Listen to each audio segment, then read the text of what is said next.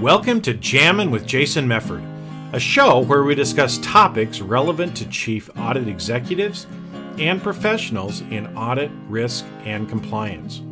We discuss the technical and soft skills needed to navigate the minefields of organizations. You hear best practices and practical advice for helping you advance your career, and we'll even talk about music, mindfulness, and psychology, because we can. So sit back and relax while you listen to the #1 podcast in the world for internal auditors, unscripted and unedited. Well, hey, welcome everybody. I'm Jason Mefford, and I am privileged to have Dan Cla on with me today.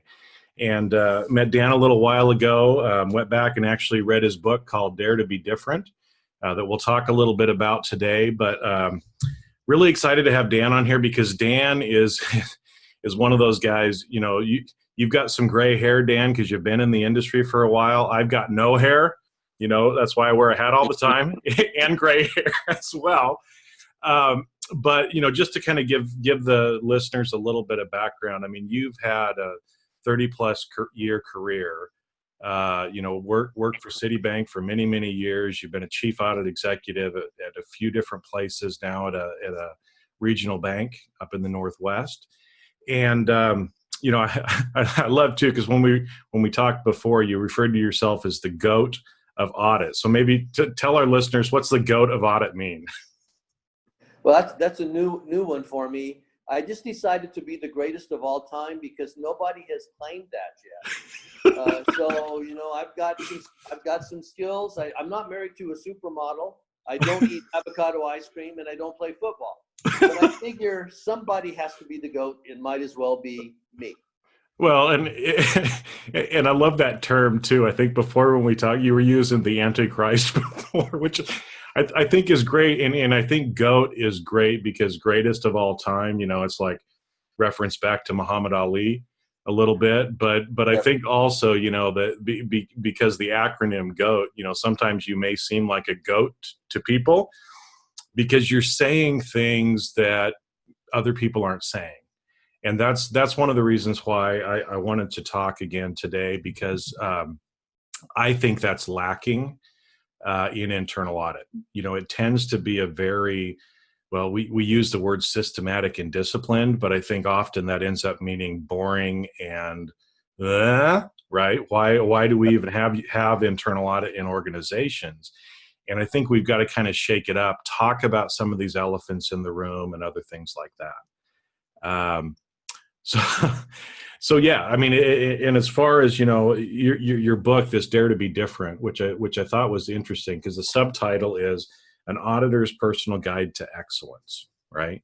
And so maybe let's start off because I see this a lot. You know, when people are contacting me and they're saying, "Hey, I want to have a career in internal audit," but honestly, most of the time they have no idea what the hell that means, right? Or what they need to do to really have a career in internal audit and to be different, right? And that it's okay to be different. I mean, in the book, you talk about personal branding and some of the stuff like that.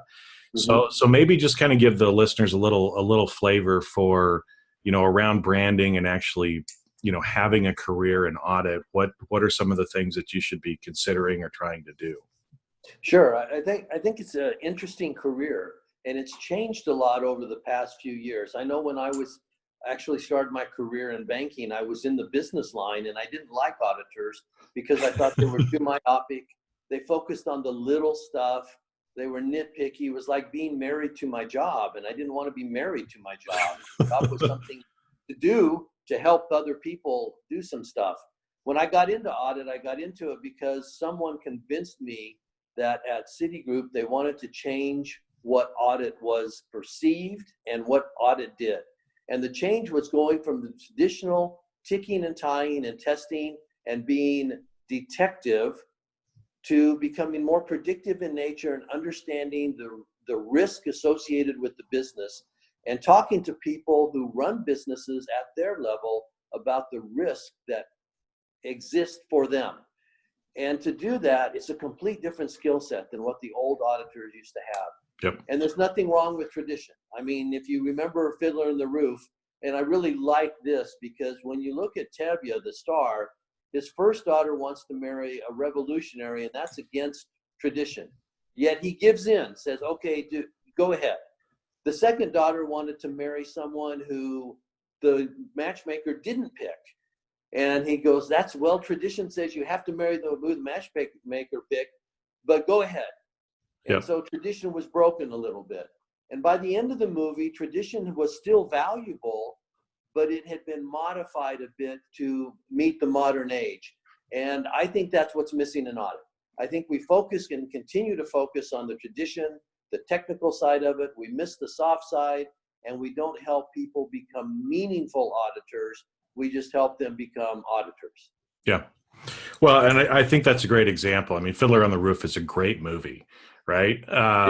Because it teaches so much about life, about, like you said, tradition, and the fact that as times change, right, we have to change. And so again, this is where, you know, I've always found it interesting as a chief audit executive myself at a couple places, you know, being a chief risk officer and compliance officer, and having, you know, auditors who are supposed to understand risk. And it's like, guys, you are not changing with the times. You don't seem to understand contextual change and how sometimes that means tradition ends up changing.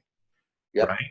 And so, yes, you know, in the Fiddler on the Roof example, you know, tradition is important in a lot of ways because it does provide us some stability and some, you know, systematic ways of doing things. But as the world changes, we have to change with it.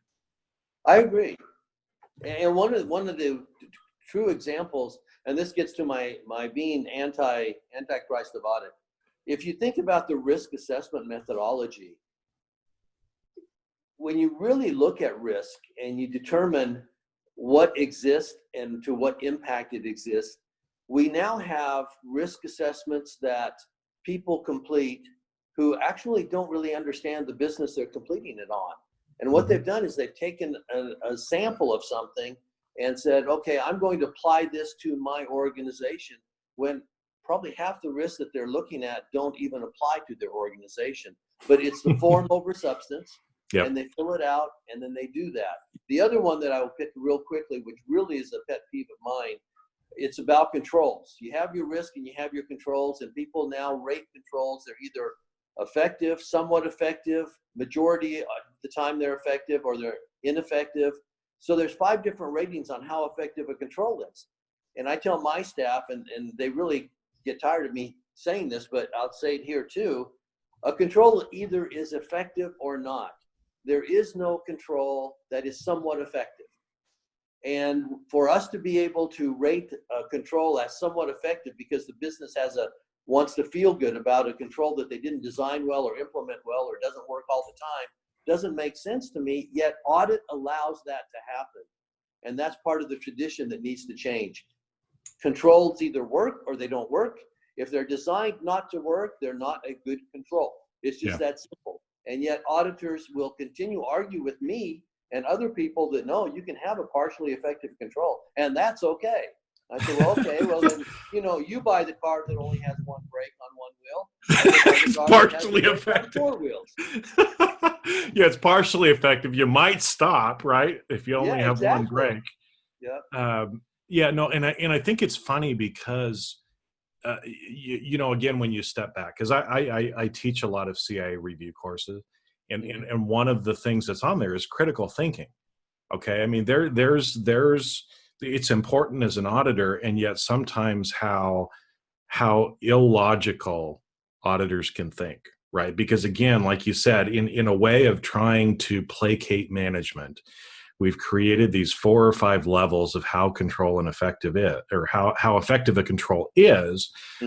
But the reality is a control is binary, right? That's why we use attributes testing. It's binary. It works or it doesn't work. Now, you can have some differences as far as, you know, if you go back to statistical sampling on, well, of course, it's not going to work all the time, but as long as it's within your tolerable error, then it's considered to be effective, right? Right. Right. And so it's interesting that people have gone down that route, or that we're so low in the organization. What I mean by that, because you were talking about risk assessment, and I actually just had a conversation with another chief audit executive this last week, Mhm.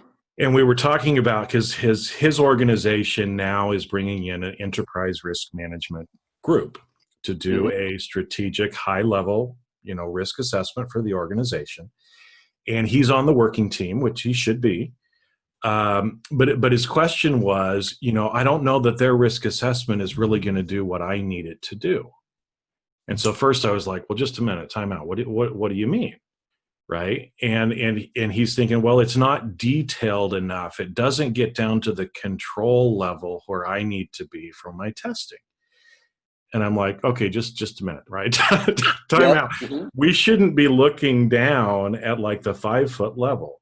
We need to be starting up at the top at the 30,000-foot level, and then kind of do this whole idea of an assurance plan, Yep. and using other people in the organization to say, look, if there's 10 top risks in your organization, in my opinion, your audit plan better only have things that relate to those top 10 things, unless the audit committee is asking you to do something else, right? So start from Yep. the top, work your way down then into the different processes that affect that, into the different risks within the process, and then look at the controls that you would need to test. Because I think, especially for something like risk management, people don't realize there are different levels and categories of risk within the organization.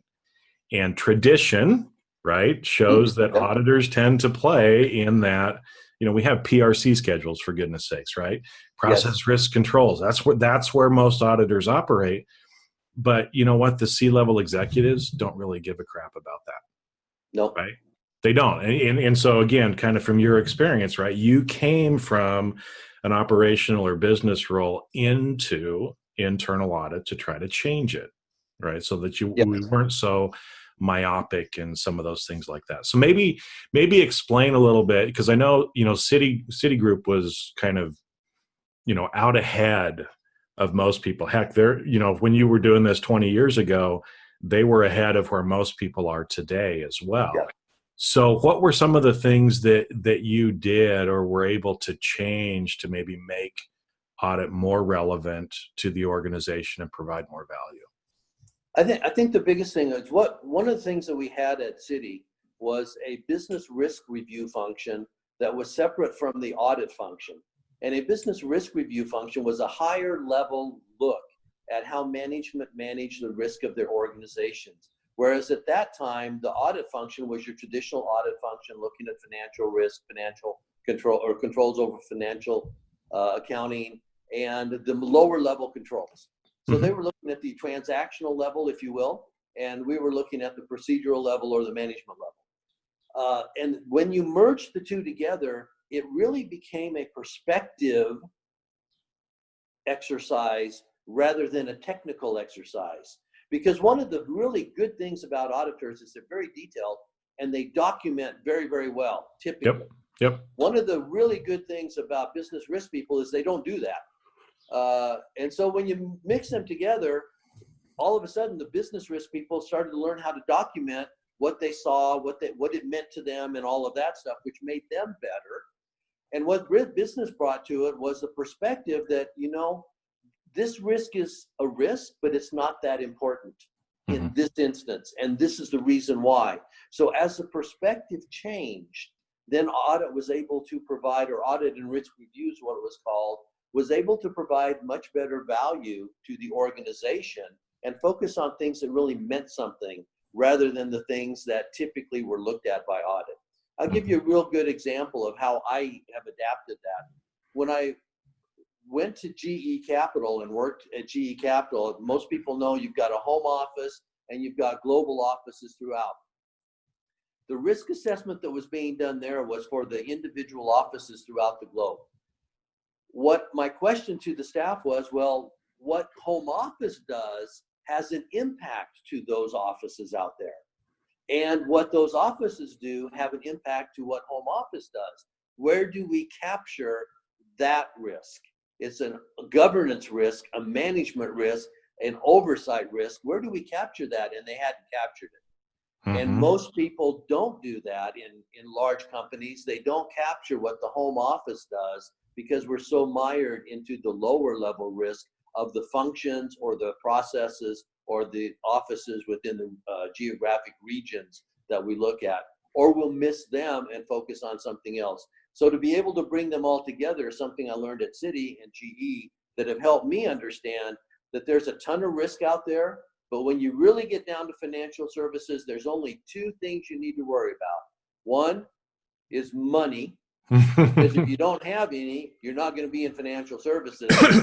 And the other is you got to make sure that the regulators are happy with what you're doing. Those are the two risks associated with financial services. But each of those risks have a number of different processes or impact areas or attributes that you could go down and have 750 individual risks for all of those. But we can't lose sight of the very simple fact you need to have money and controls around that, and you need to comply with what the bosses tell you to comply with. And if you do those things, you're going to be fine. The rest of it probably is not that important. Yeah, well, and because I think, from what you're saying there is what I've found is a lot of times the things we're focusing on are not really that important, right? To the big scale of the organization. And I think too, because what I like to do is I'm kind of a weird guy.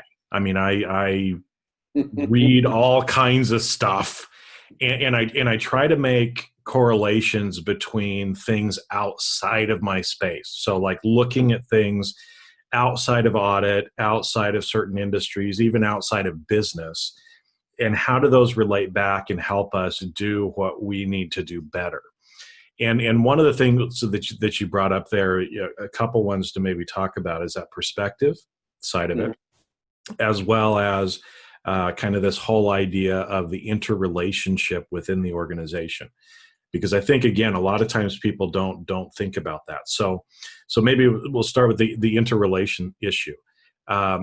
Probably, I don't know, 15, 20 years ago in the IT side of the business, as the systems and processes became more complex and you have more applications plugging together, all of a sudden IT realized, you know what, we probably should create a position called an architect that helps us to actually understand what's going on in our IT environment. Because the problem was this little change over here, way over on this side of the organization, all of a sudden impacted something that was way up over here.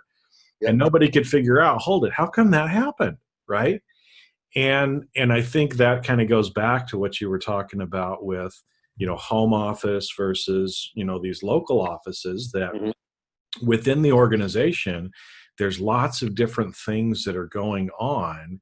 And especially in a siloed organization, yes, when one group does something and the others don't really realize, or it can have a big impact on everybody else, unless you really kind of take off the hats that you normally wear and think about it for the whole organization, right? And so this example just popped into my head from one of the companies that I was working with.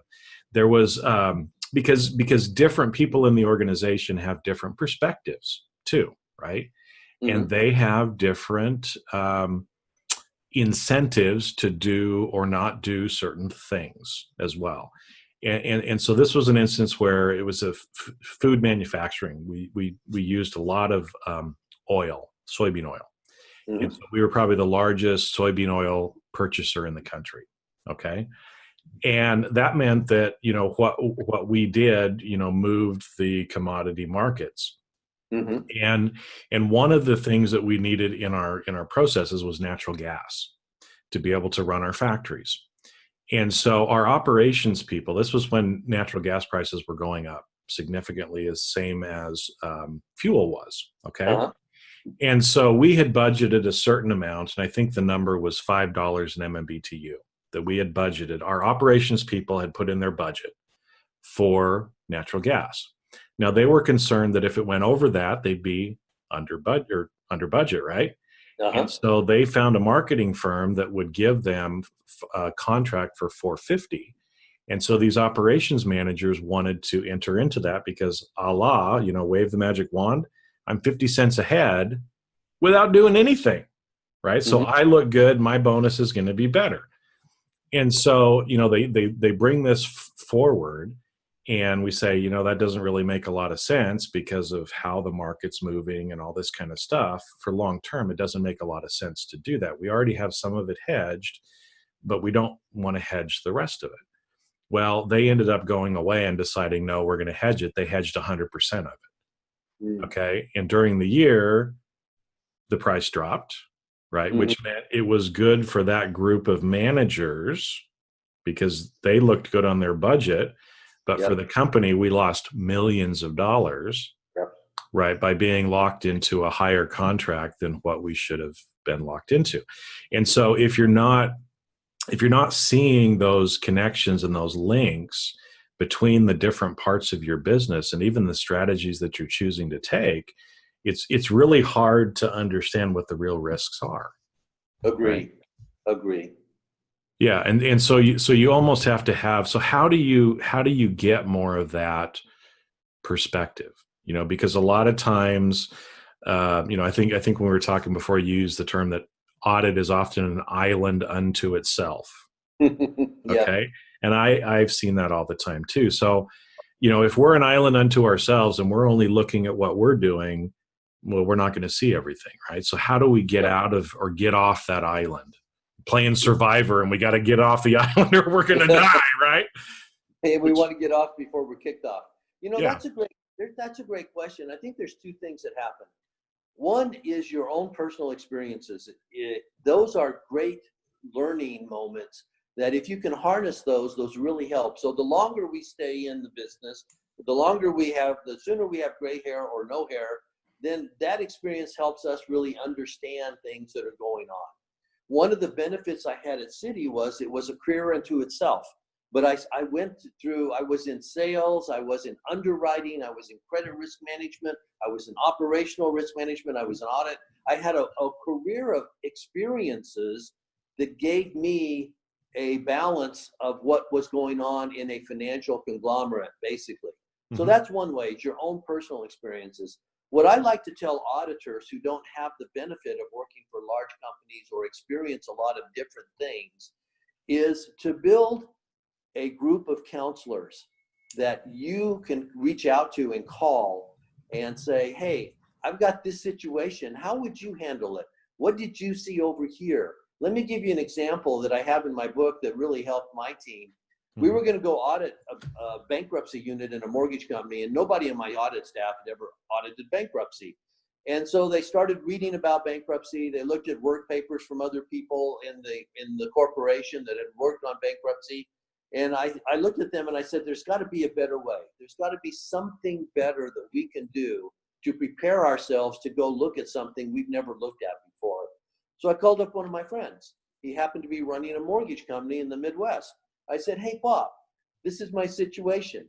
Would you mind if my audit manager and I flew out and just maybe you guys could walk us through your bankruptcy process? He says, well, why don't you come out, spend 2 days with us, we'll go through it. We spent 2 days. We went through everything he could possibly show us about bankruptcy, from the first phone call to all the MIS and the reports that they had to how they settled things, just the whole process.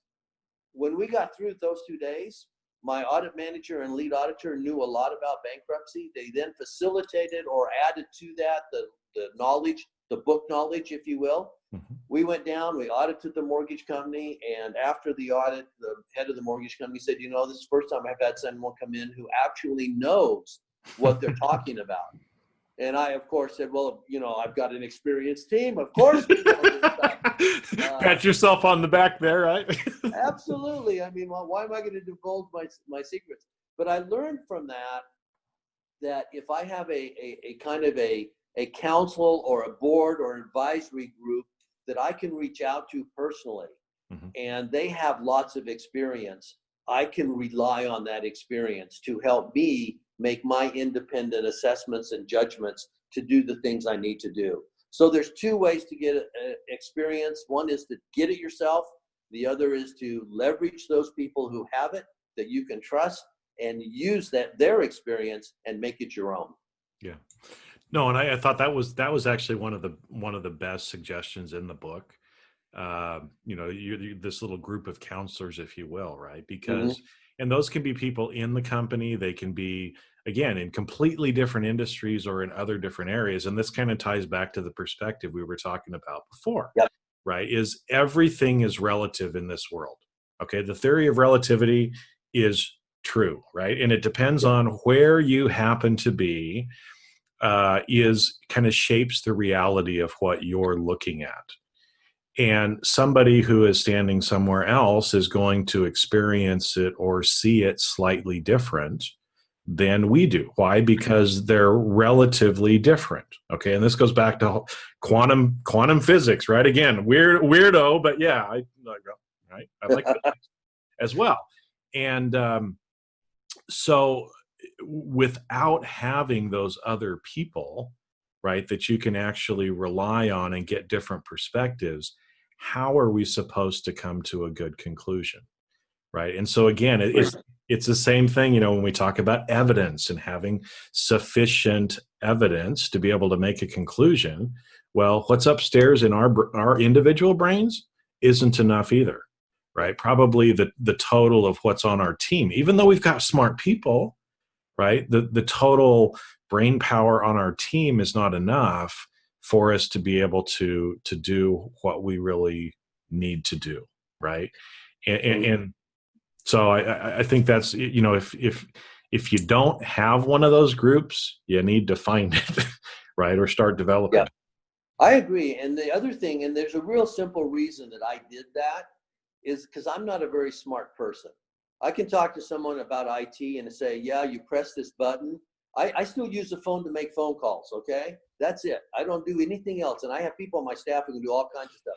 I don't know everything there is to know about my institution or my the financial world or risk and controls.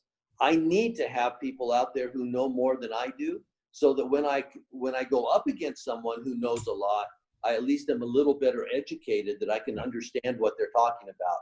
If I knew everything that I had to know, I would definitely be the GOAT, but I don't. And so I try to find people who know stuff that can help me get better at what I do to provide a better service for my clients. And I think that's what we should be doing. And auditors typically don't do that. Auditors typically believe they know the answers, and so they don't reach out to find someone to help educate them better, or they think they can get it in a book. And I'm all for education, all for certifications, but they're only as good as how you apply that knowledge to your work. And I'll tell you, I've got several examples of auditors who have 5, 6, 7 certifications. They are book brilliant. They can't audit worth beans. Yep. And that really bothers me about the industry. And we continue to do that, including, and I'm going to go on a limb here, probably edited out, the IIA focuses on certifications. It does not focus on educating auditors to be successful. And I find that egregious, and I find it amazingly interesting that an institution supposed to help us be better only focuses on book learning and really doesn't focus on the real aspects of being an excellent auditor. Well, yeah.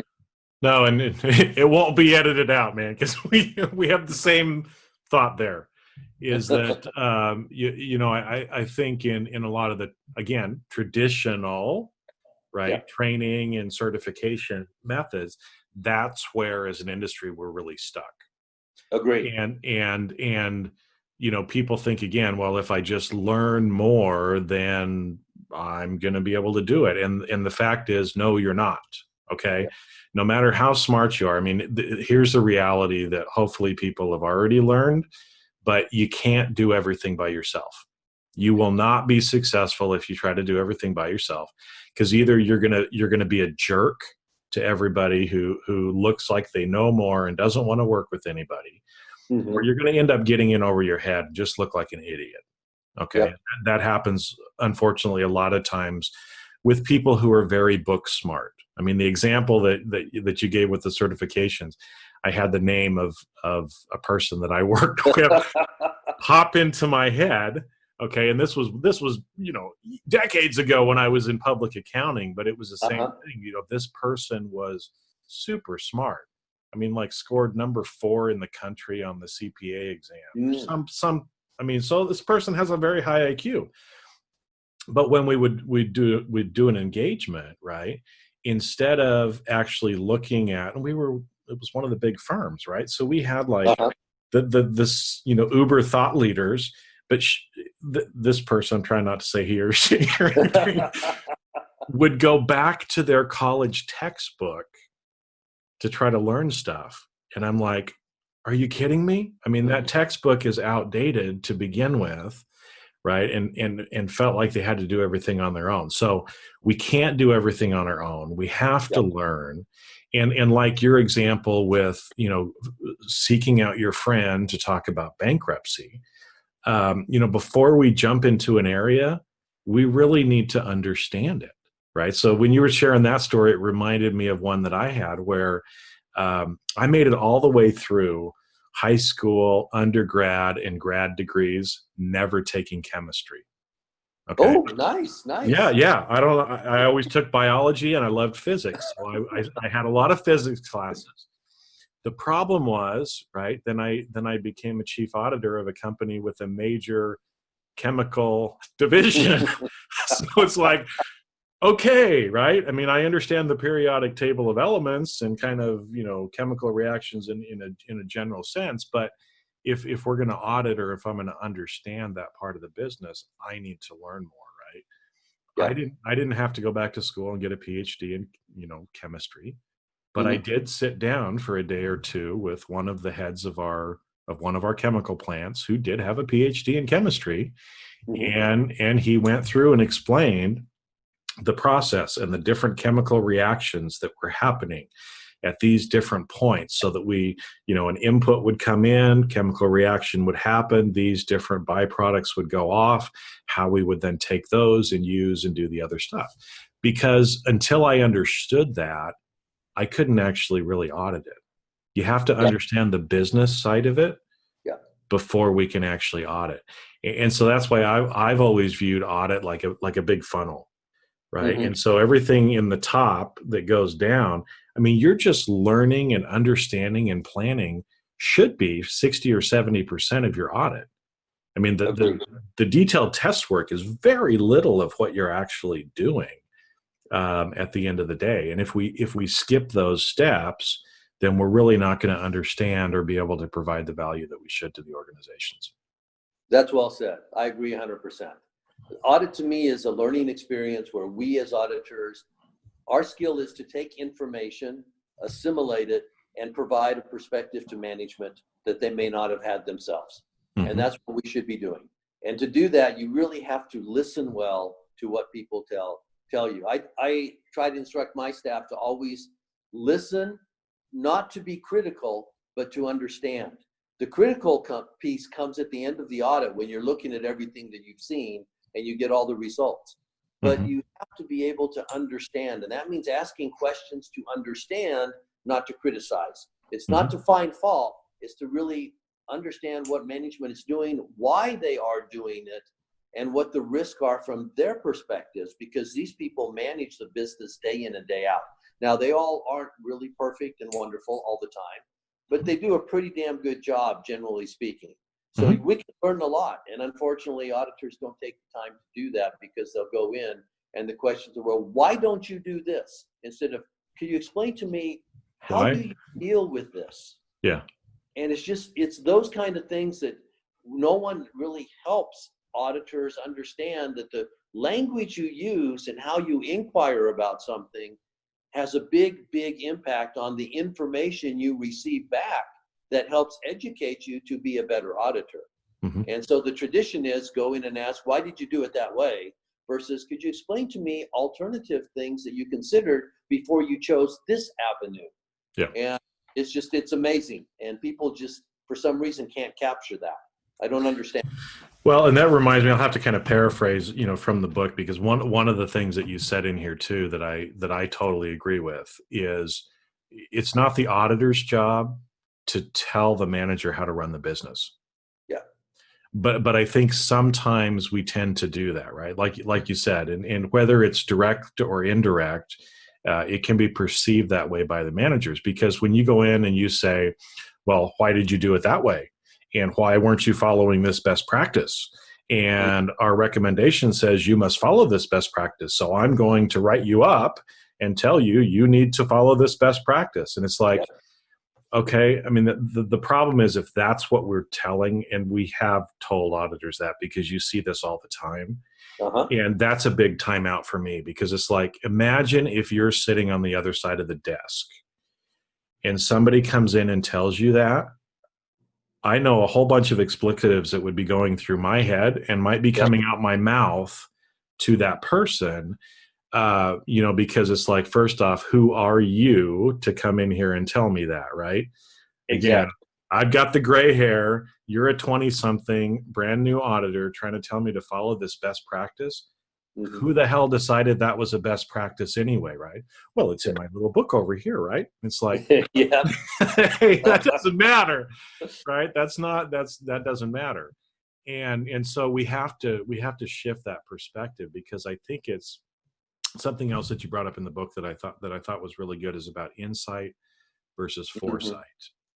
And I think this kind of gets back into what you're talking about here, is instead of being seen as the policemen that come in and, or that old quote about bayoneting the wounded, after the Yeah. war kind of thing, right? Is to actually be seen more as a coach. We talk about assurance and consulting, but I Yes. almost think that, auditors, we should be coaching more and trying to, because that's kind of what a coach does, is it helps people. It provides some insight, because they're outside of the day to day. And so Mm-hmm. they can often see things and just ask questions like, well, I'm just curious, why are you doing it this way? Or how is that actually, working, kind of the thing. And realize that, ultimately we're here to help the company achieve Yep. its objectives.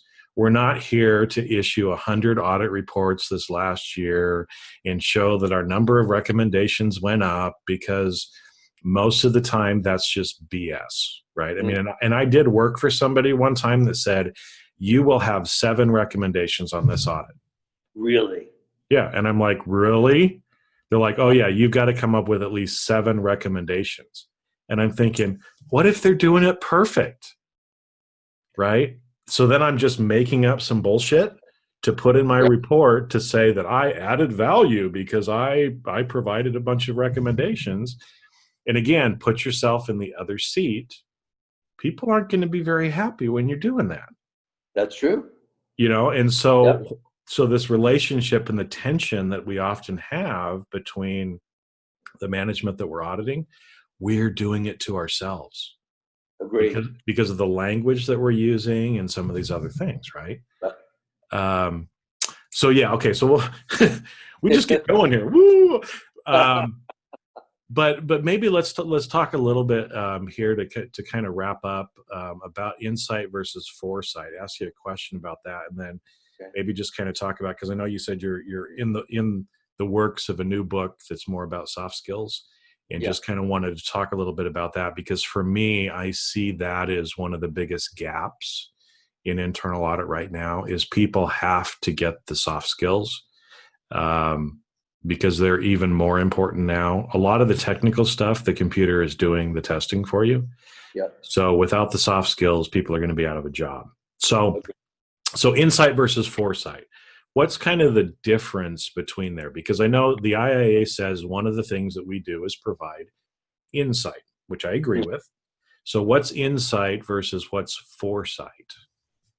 To me, that's an interesting question, and it came to me quite a few years ago from somebody who was just sitting down to me and saying that, what is the value that you give to your job? And they said, you should be able to provide insight.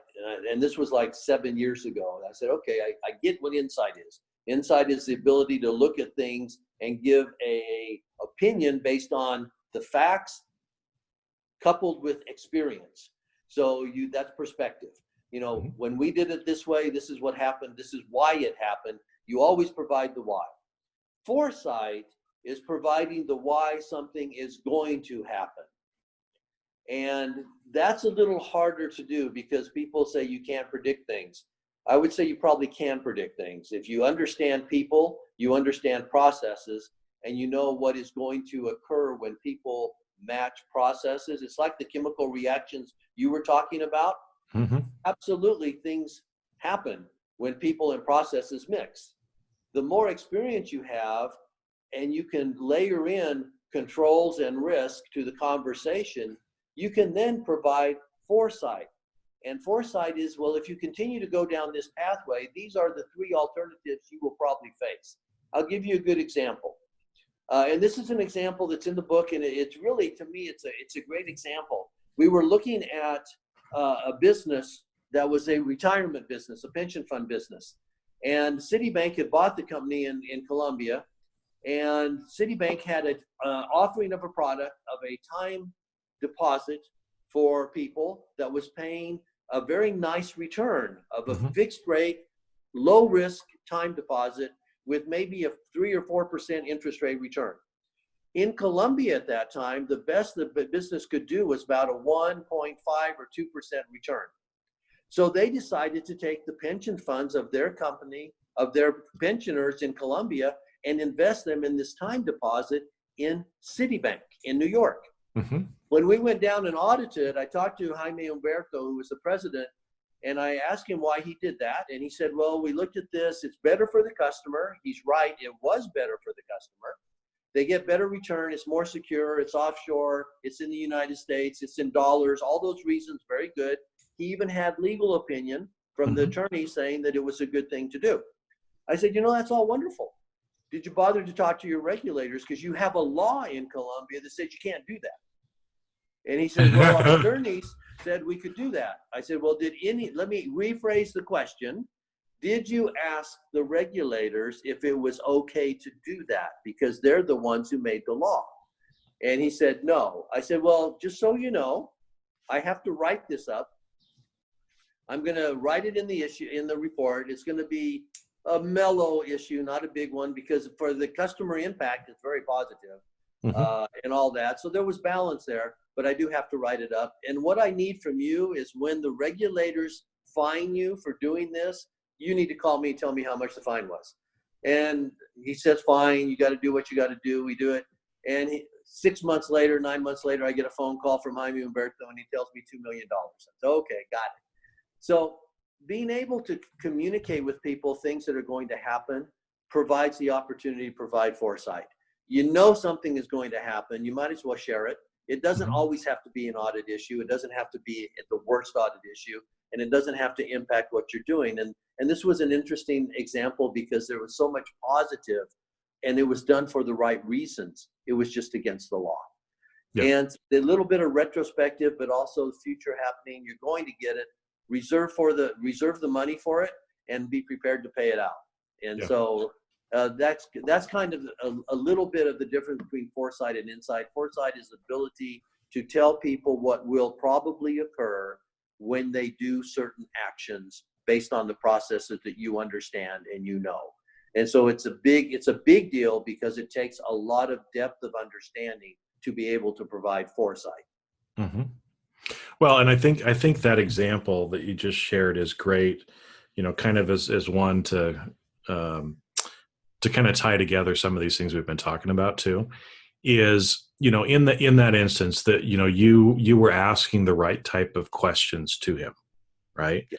On why they did it. From a business perspective, it made total sense, to do that for the customer's benefit. But the problem was, like you said, it was technically against the law in Colombia. Okay. So, you could have made a big deal about that. You could have gone down like the gorilla pounding its chest and say, ha, ha, ha, ha, ha, right? I just caught these guys doing this. Now, if you would have done that, you would have started to make a frenemy Yep. in that part, right? Because boy, next time that you were coming down there, they would not want you around. Okay. Yep. That's true. So the approach that you took towards that of saying, you validated and said, oh, I totally understand why you did this. That makes sense. But did you consider this? No. Okay, well, let's find out what it is. Because I think, in the book, when he came back to the quote that I loved the most too was, I think I should listen to you more, or something like that, Yeah. that because of the way you handled yourself and you handled the situation, you made a friend in him, Yeah. right? And it elevated the value of audit. Now, was it the right business decision? I mean, we don't know the total number, or you do, but everybody else doesn't. Was a $2 million fine worth it?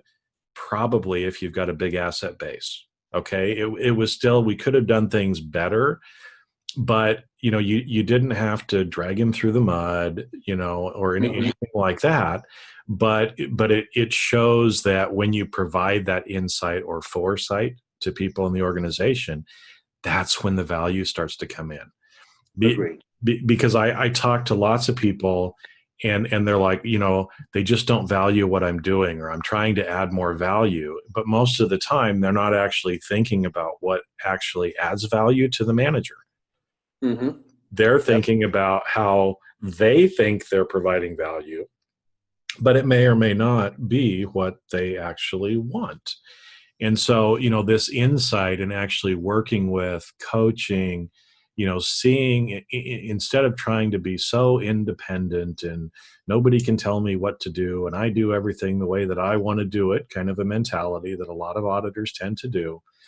You're better off to be a part of the team and helping to improve it. It doesn't, you don't throw your objectivity out by doing that. No. Right? Because you still have to be, use the evidence and make the proper conclusions that you need to, but there's different ways that you can deliver the message. And one, you look like a jerk, and the other one, people love you and they can't wait to work with you again. And I think it's interesting because as we started off, talking about tradition. Yep. And this is kind of wrapping us up here with the soft skills. There's a reason why I've been studying psychology for over 20 years, because everything we do has something to do with psychology, because we're dealing with people. Yes. Right. Yep. And so, these soft skills and other things, it's no longer that auditors can get by with just being technically competent. If you're technically competent, but nobody likes you, you're going to get fired. Yep, absolutely. I mean, that's just the result, right? So, so I love that you're writing a new book. I think you're calling it the Tao of Audit, right? The Tao of Audit. Okay, that we do need to have the soft side of things in here too, and so I'll have to have you back on. We're kind of running out of time for today, but soft skills are a huge deal in the future. And like I said, that if we have to develop them, we have to learn how to work better with people within organizations, and treat it much more like your example, that you shared with the man from Colombia.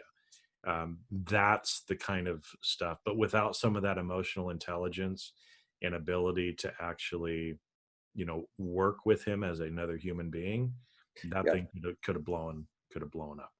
So my last comment would be that we struggle in the audit industry to become trusted advisors to the clients that we serve. And the problem is we can't be trusted and we aren't good at advising people. And that's the tradition that gives it to us. The tradition in the business is that you don't trust your auditors. They're going to criticize everything you do. And auditors can't advise because they always criticize everything that you do. We need to do something besides that to break that paradigm. And that's what the Tao of Audit comes in place, is to help us be able to be trusted and to learn how to provide advice. And to your point, where we are part of a team, every team has people or things in it that have a specific role to play. We have a specific role in an organization to play. We can be better at that in a lot of different ways. I think the soft skills, being able to be trusted, being able to provide advice instead of criticism all the time will really help us manifest our own calling and our contribution to the team. And then we won't be on that island. We will actually be part of the team, an independent assessor of what that team does, and a motivator and a catalyst to help them do what's right from a control perspective when needed. Yep. Well, I think we got to kind of wrap up for today, but yeah, we're gonna have to talk again, Dan, because I think it's, as we talked about too, that I'm hoping that as people are listening to this, they're understanding we're trying to help provide foresight for internal audit as a profession as well, because the times are changing, they're coming, right? And Dylan pops in my head whenever I think about change. And there's a line in there, if get out of the way if you can't lend a hand, and that things are changing, and so let's be a part of the change, instead of ending up kind of off the island, literally kicked off the island and out of a job and having the profession end up going down. So, because internal auditing is a great profession, it's been a great career for me. I think it has been for you as well. And for many other people. So, Dan Clark, thank you for being with me today. And for everybody that's out there, pick up the Dare to Be Different book. It's great, and we'll be looking for the new one that's coming out shortly as well. All right, everybody. Thank you very much. And remind everybody they got to listen to us, because I am the GOAT. You're the GOAT, and I'm the rock star. So that's right, the rock star and the GOAT. They got to listen to us. Well, and so here's the funny thing too, right? The rock sign is a goat. Yep, I got it. Johnny, Ronnie James Dio. All right, anyway. All right, everybody. With that, have a great rest of your day, and thanks again, Dan. Thank you. And that's a wrap. Thanks for listening to today's episode of Jamming with Jason. Keep on rocking in the audit world. Have a great rest of your day, and I'll catch you later on the next show. If you'd like to earn continuing professional education for listening to today's episode, head on over to C-Risk Academy at ondemand.criskacademy.com.